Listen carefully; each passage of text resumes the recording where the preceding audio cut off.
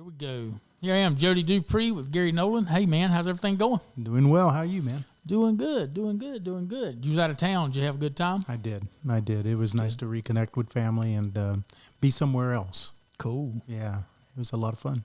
Well, good.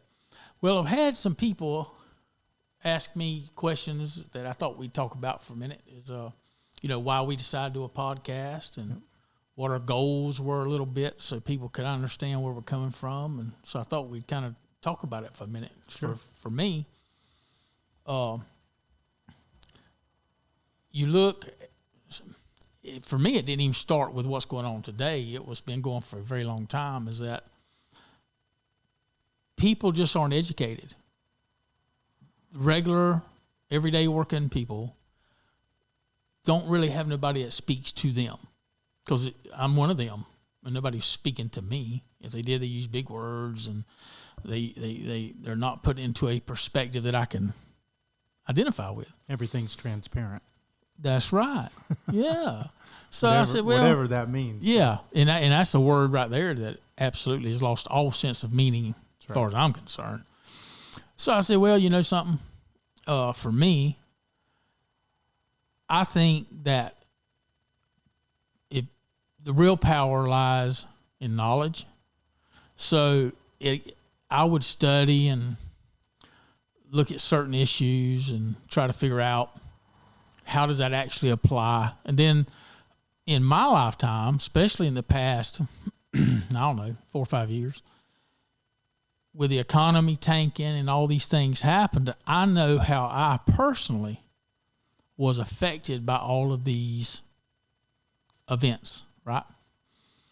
So you sit back and you try to deal with them, and you want to talk about them, but you ain't got nobody to talk to them about, because unless somebody's gone through it, they don't understand it. So, the economy tanks, and you got all these issues that are going on, and then the political spectrum of the society, like in 2015 or so, it got real clouded. All of a sudden, truth seems to be something that don't exist. It's all about perception anymore. Right. And a friend It's of like mine, that Andre Agassi, perception is everything, right? everything, right? Yeah. So a few years back, a guy who used to be a really good friend of mine, kind of grew up with him, me and him was disagreeing on a certain issue. And he made a comment to me, and it stuck with me. He says, perception is reality. Well, I didn't buy that, because the reality is the reality. The perception is the reality I want you to see, right? So all these years, I've never forgot that. And I even remember the context in which it was used. But I'm thinking, that's where the problem starts, right? That's how magicians make their living, is they give you a perception of what is going on. But the reality, it's a sleight of hand, it's a trick. That's right. Yeah. So my reality was pretty real, right? Mm-hmm. There was no perception. And when you're dealing with issues, especially if it's community-based issues, I found that he was 100% right. Not that he was right in that it becomes the reality, but he was right that in whatever is perceived by the most is their reality, if they can perceive it that way. So that's how magicians, they get you to see things the way they want you to see them, and all of a sudden, oh my God, how'd he do that? He made the whole freaking Empire State Building come inside this one casino. That's right. So for me, it was all about, okay, so maybe it's just therapeutic to me to take my life experiences and the things that I know and try to discuss them at a level that I wish somebody would talk to me at, right? And it's not going to make everybody happy. I'm certain that things that we'll say, and specifically I'll say, will probably ruffle some feathers. Gets people off. Yeah. But that's just the reality of it, You can't, if you're going to have a podcast and you're trying to do the right thing, then you can't please everybody. And you may shift, actually, and I have in several instances in my life where, I'm dogmatic about something. But that perception changes with a bit of truth. And I'm the kind of guy that's going to give that ghost up. I'm not hanging on to something that is a perceived thing when I know now it really never existed like that. So the truth will drag me into a different position. And I don't really care. At that point, I don't really care to hold on to something that at one time made me maybe feel warm and fuzzy, but all of a sudden it's a reality that thing wasn't a reality at all, and it was a misnomer, or it was something that wasn't even real, and there had no truth in it whatsoever. And so I'm not about to hang on to something like that and go down with that ship, because, and that's one of the problems with this society. We used to know logic. Our parents taught us logic just through lessons of life. So, you could work your mind in a logic way to whether or not something made sense. We don't do that, man. If our heart is tugging us this way, this is where we go. We don't try to logically work it out in our head. Does that really make sense? Yeah, that really sucks that guy got shot. Man, that really sucks. And instead of just going with the rabbit thing, look at it with an objective, not a subjective, but an objective eye, an objective mind, and work through the process. If it's take a shooting, if it's a bad shooting, own it. Make these people own it. Absolutely. But at the same time, if you can wrap your mind around it, and no matter how you look at it, it's sad that this guy got shot, maybe killed, or in the recent case, maimed for life, but he did something stupid. Sometimes bad things happen because of the situation, and there's a logically good explanation for it. Yeah. Yeah. Well, it's like whenever I called you up and said, hey man, I got this idea I'm thinking about. And the reason I called you too was that you had interviewed me one time. Mm-hmm. And I put a lot of value. I may not agree with what you say, but I put value in people who will ask a question in spite of how the other person may receive it. And I don't mean that you say something that would hurt someone, but you take a position that's relevant to try to get to the bottom of it. Mm-hmm. Just how relevant is it really? Most people can't do that. Which is like the problem with social media today.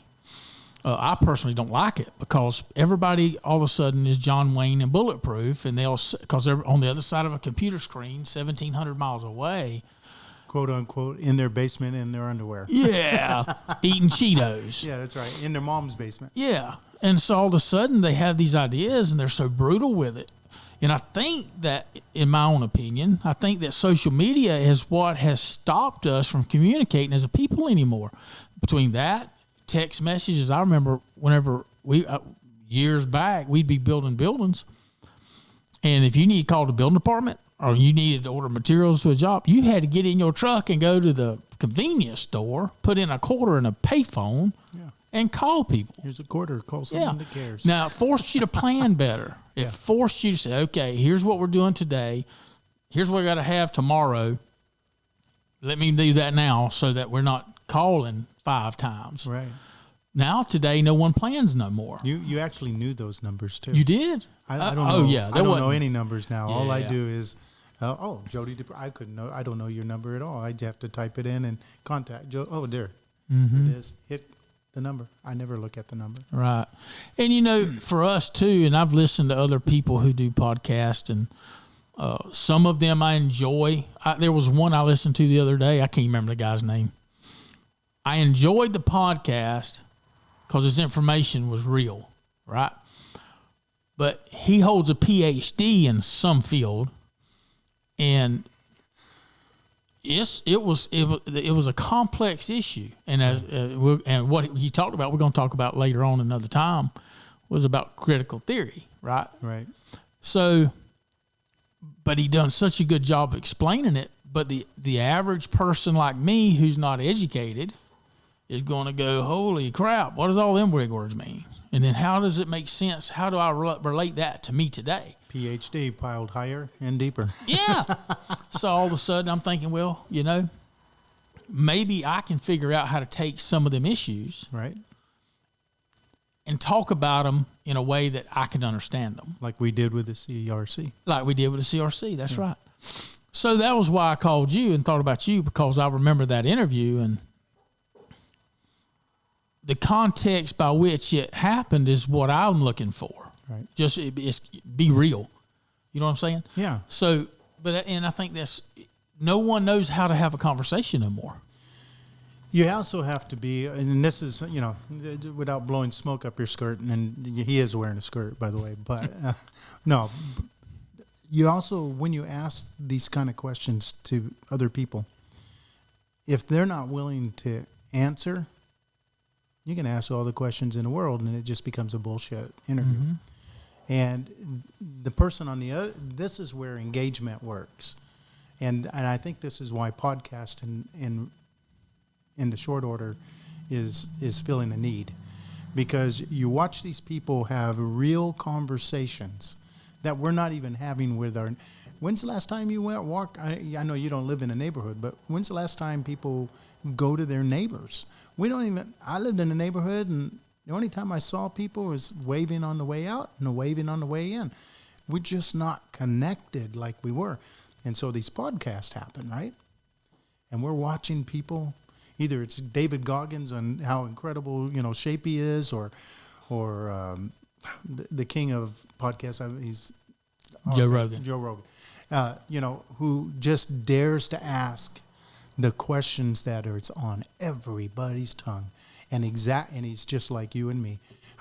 But I don't get that. And when you engage with another human being that has no problem answering exactly what's in their mind, heart, and soul, it makes really good conversation. Mm-hmm. It also makes great for learning and listening. And I think that's why people really are gravitating, because this isn't like entertainment value where something's flashy and, boom, bam, bam, like what we see on TV. This is what people used to do.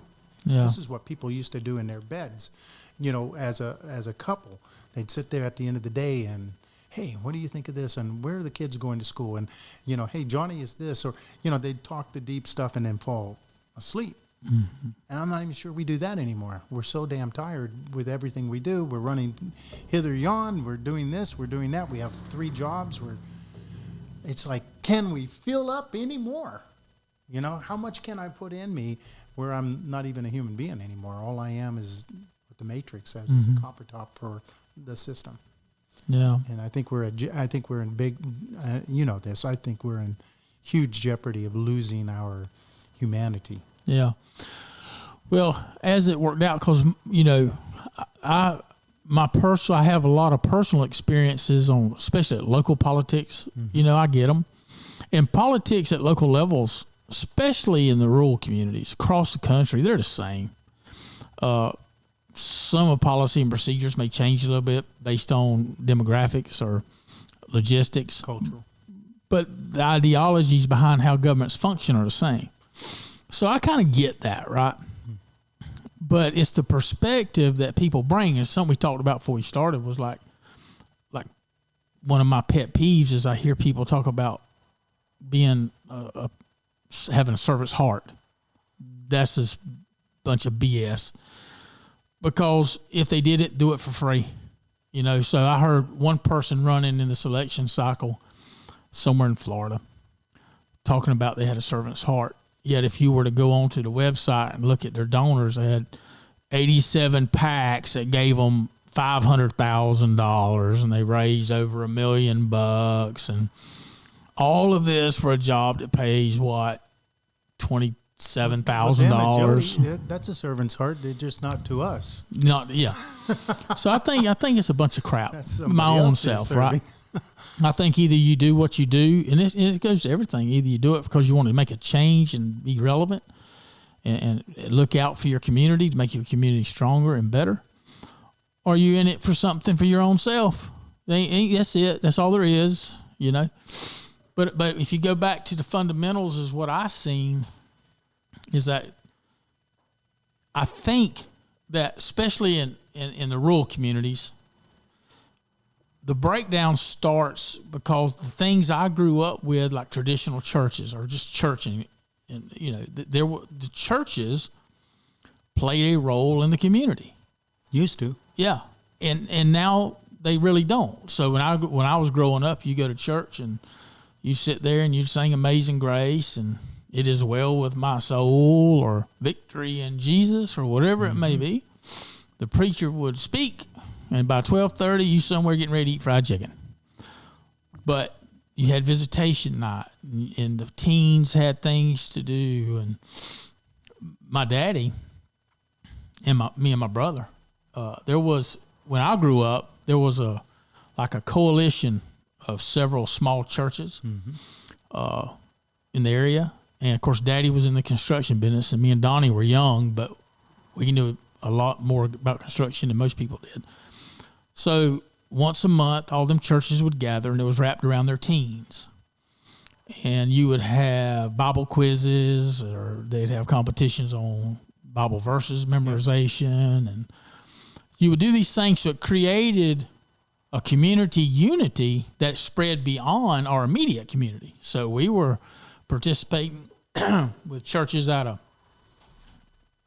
adjoining counties.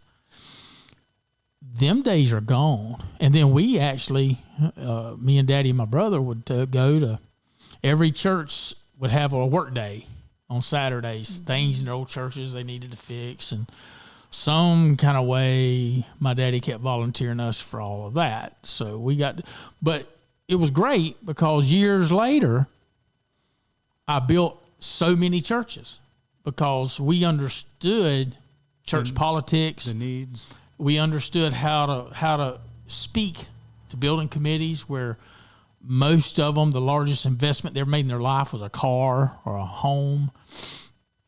And now they're on a building committee where they're going to spend $2 million to build a facility or $500,000.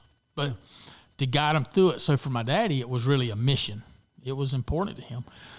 But I see today them things are lacking in the community, right? So we were building a church one time, just to put it in perspective. And this preacher was talking to me and Daddy. And he was talking about he was struggling on how to relate to his congregation. So we were sitting there, and me being me, so I decided I'd answer his question for him.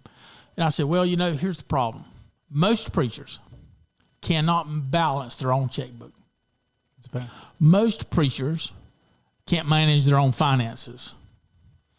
So most preachers get in front of a congregation and they talk about the Roman road or hellfire and brimstone.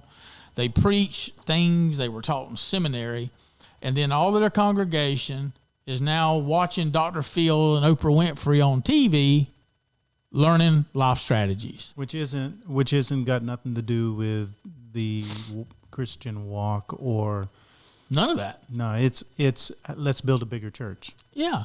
So my thing to him is that at some point, and I told him, I said, well, here's what I see.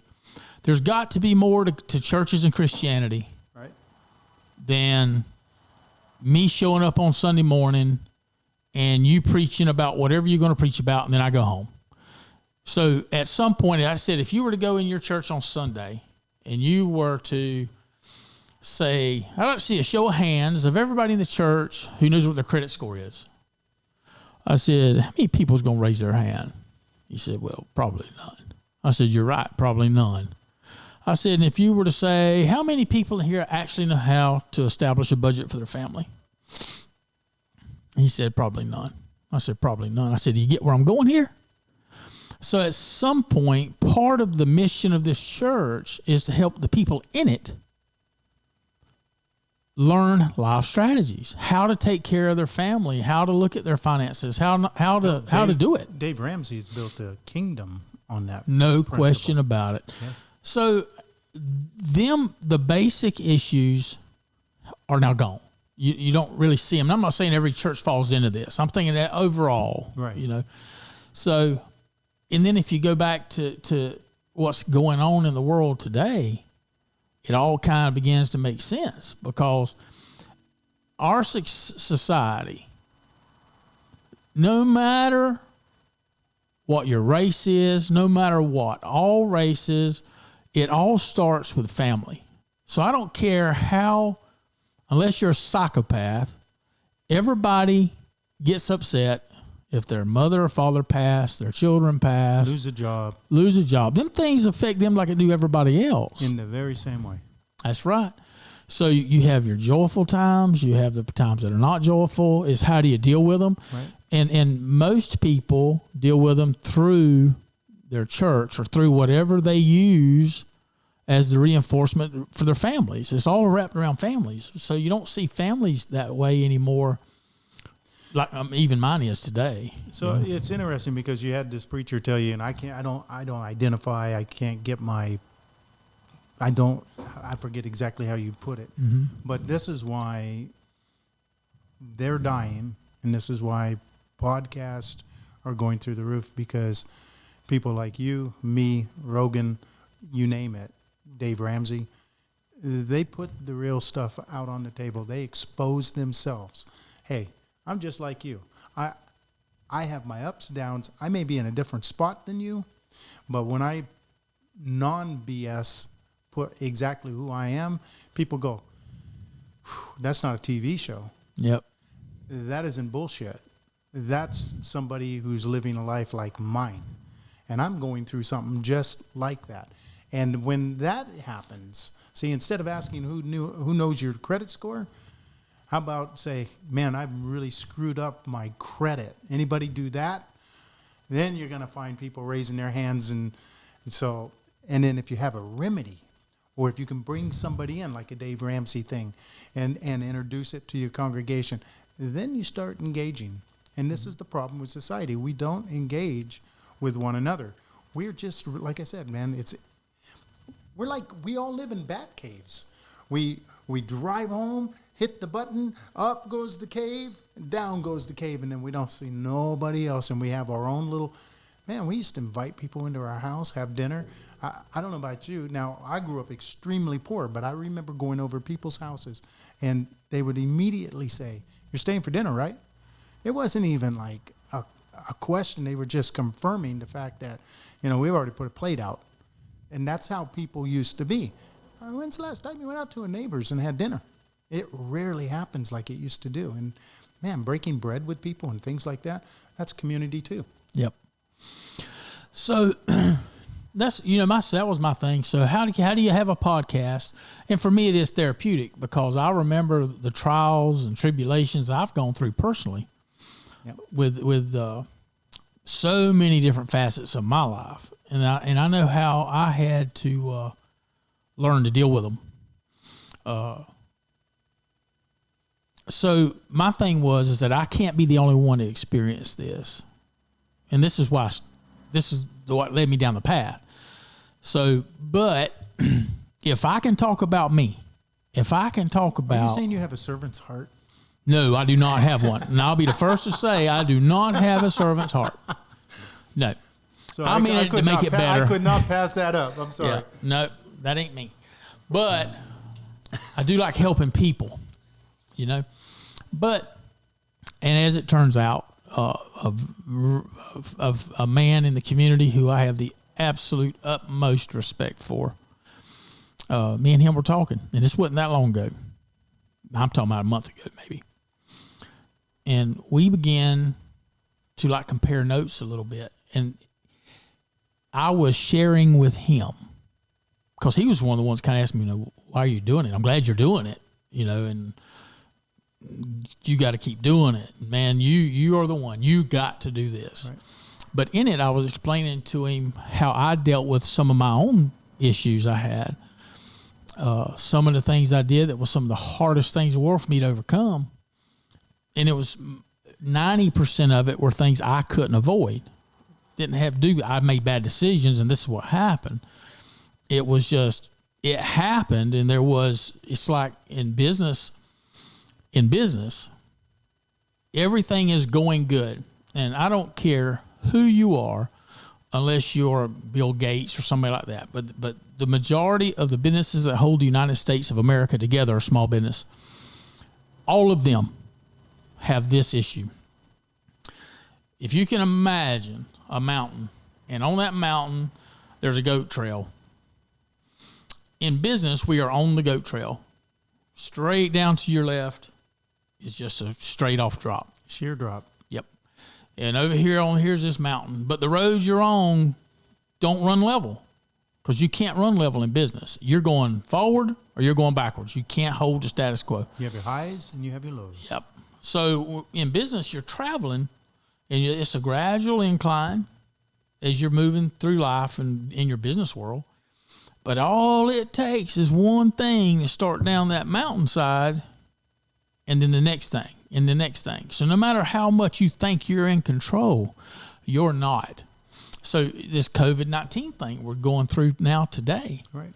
oh my gosh, it's going to change businesses. It has changed. Yeah. Business. So even if it happens the way I think, and come November, not as much emphasis is going to be placed on this by the politicians as they are today.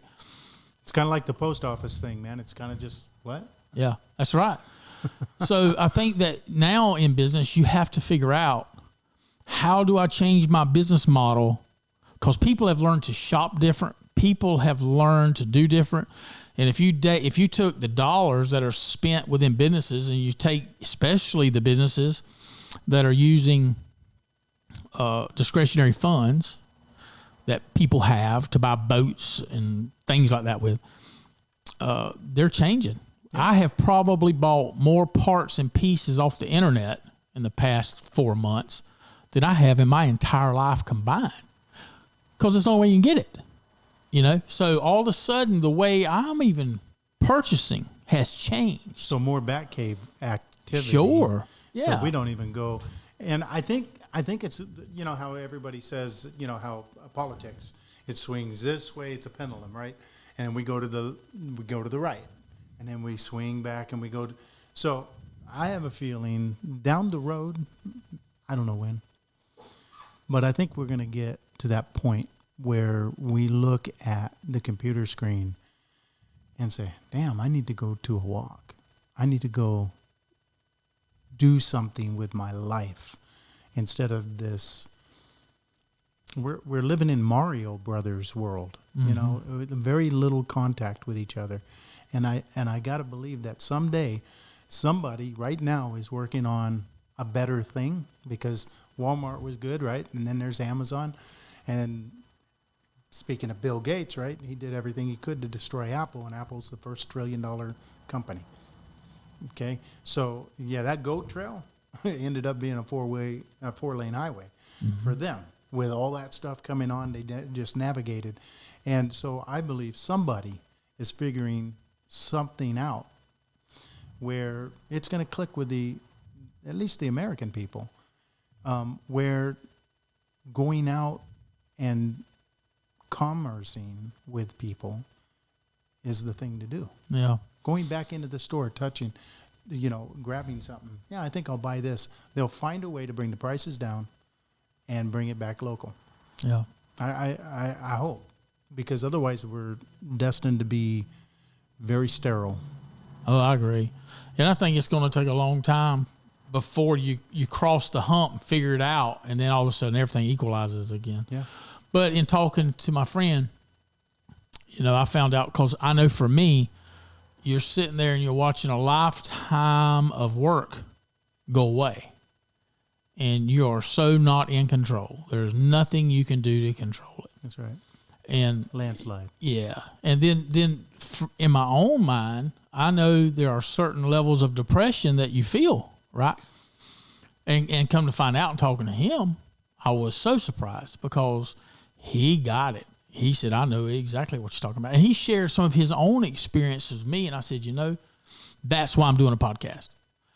Because people like him, not just in that particular area, but across the board, they need to know there's a bunch of other people just like you. You're not in it by in yourself. general, man. That's right. So these issues that are important to me, they're important to a lot of people. So what you opened this podcast up with, Mm-hmm. regardless of where you're from, your standard in life, whether you're rich, poor, black, white, Hispanic, it doesn't matter. When it comes right down to the human experience, we have a whole hell of a lot more in common than we do being uncommon.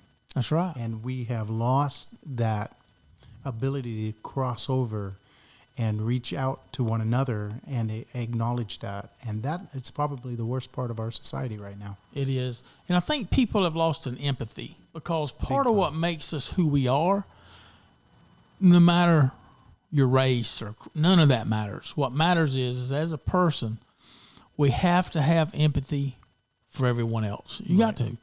But I think that with things, my mother never worked. So much. Oh yeah, she worked.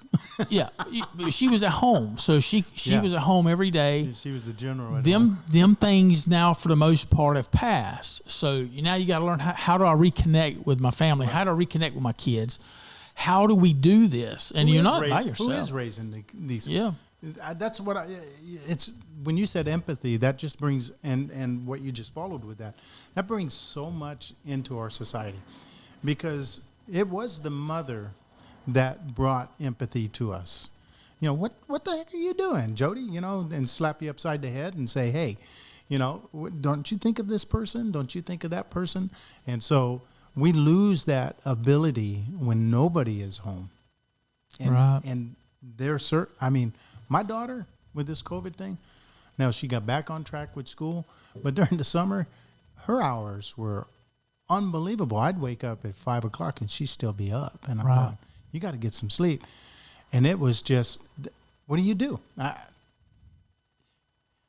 She's not learning life skills. She's gathering information, yep, but it's not life skills. It's not how do we interact with one another, because there is nobody on the other side of the computer. Yep. Even if you're talking to someone live, you can't feel their breath.